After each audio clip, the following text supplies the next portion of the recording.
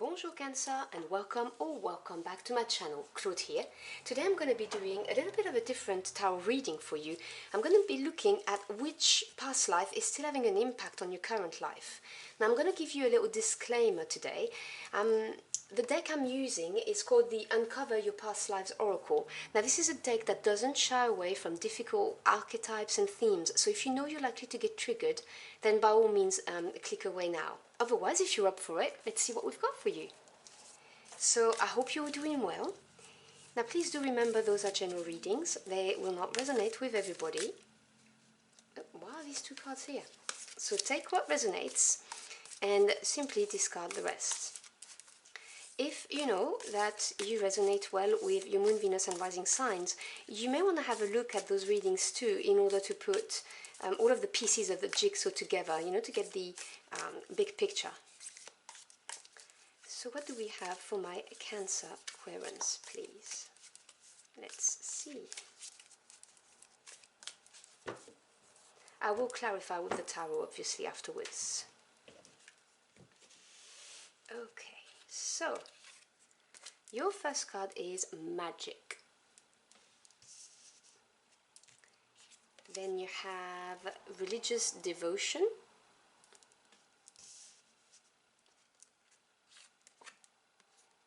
Wealth.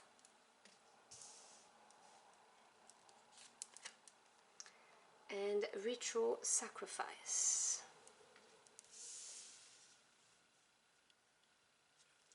Okay, that's looking interesting. Let's clarify with the tarot.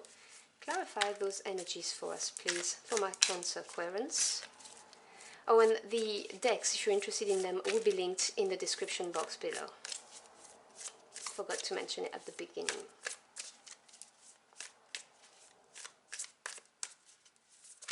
Oh, whoa, whoa, whoa, whoa, whoa, whoa. Explosion of cards. The Star, the Hangman came out. Okay. Big energies here.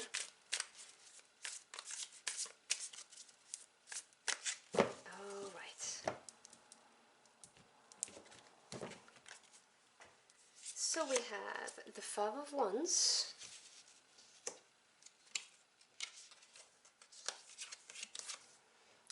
and there we go. Sorry, Odin. Sorry, this is a major arcana. This is the Hangman, and I did see it when the car exploded. Please excuse my dogs, they just bark at anything at the moment. Then you have the Star. You see, I mentioned it, how the stars came out. So big energies here, and the Nine of Swords. We then have the Ten of Cups and the Tower, another big energy. The Warrior of Pentacles, that's the Knight of Pentacles. And the Spirit of Swords, the King of Swords. Okay. So the first card here is the past life that you need to look at or think about or consider that's still having an impact on your present life. And you have magic. So sorcerer, sorceress, witch, alchemist, illusionist. So in a past life, you were someone who was adept at manipulating energies. You were adept at doing that. You may have been the local witch, a druid in the village, in the community, but people came to you, you know, for guidance on their lives, for healing, that kind of thing, you know, when they needed help. So you were a pillar of the community, and obviously you had powers, so you were respected. And you have the Five of Wands with the Hangman. And 5 represents change and challenges, and Wands is passion, desire, power. So the Five of Wands talks about conflicts, discordances, and so, you know, I see it with the Hangman energy, and obviously there are layers to the cards. The Hangman energy can talk about looking at things from a different point of view. And so I see you as this person that people would go to end conflicts, because you would look at things from a different point of view. You were an alternate ways of dealing with conflicts. Rather than fighting, you know, going at war or actually being physically violent, people would go to you so that you could, I don't know, maybe hex some people, maybe find a way, you know, to think out of the box and give them something to give them the confidence to face conflicts as well. So this energy of the Hangman, which is a big energy because to me as a tarot reader, Major Arcana represents the direct intervention of your spirit team. So angels, ancestors, spirit, God, the divine, whoever you work with and believe in, intervening. And so they gave you this skill of looking at things from a different point of view, of finding the answers to end discordances, frictions, conflicts. As I said right at the beginning, you were a pillar of the community. You were someone people turned to when they didn't know what to do anymore, when they tried all of the conventional ways of dealing with something, and it didn't work. They'd come to you. So that's a beautiful energy. And in the present, you have religious devotion. So the keywords here are reverent, mystical, evangelical. I can't even read, sorry, evangelical. But religious has a connotation in our modern days. What I see in this is that you are highly spiritual. You are devoted to your spiritual practice, which is beautiful. You know, very intense in that respect. You know, it's water energy. This is your element, you know, the feelings, the emotions, that kind of thing. And this, obviously, is stemming from this life that I've previously explained, you know, what kind of person you were. And you have the Nine of Swords and the Star. The Star is another big energy, another major arcana. And the Star talks about, well, many things, but healing, hope, being divinely guided. The Nine of Swords, swords is the mental realm, so thoughts, ideas, truth, communication. With the Nine being here, this is, you know, attainment, but sometimes it's not easy.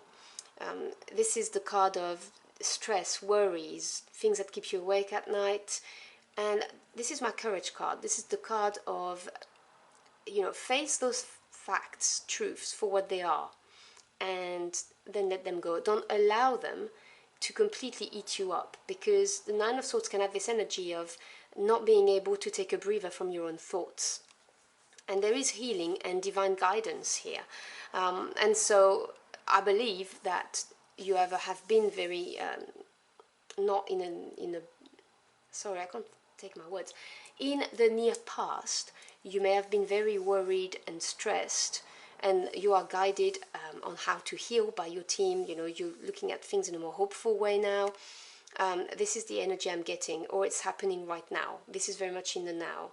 But you are highly spiritual. You are equipped for this. You know how to overcome this kind of energy and not allow it to consume you, because you can tap in the powers you had in that previous life, which is what I see clearly in the reading. This card here is a near future. You have the card of wealth, so it does talk about inheritance, acquisition, but and I love this for the deck, it talks about wiser, because you can be wealthy emotionally, you can be wealthy spiritually, you can have a wealth of experience which gives you the wisdom they talk about. So there is growth coming your way.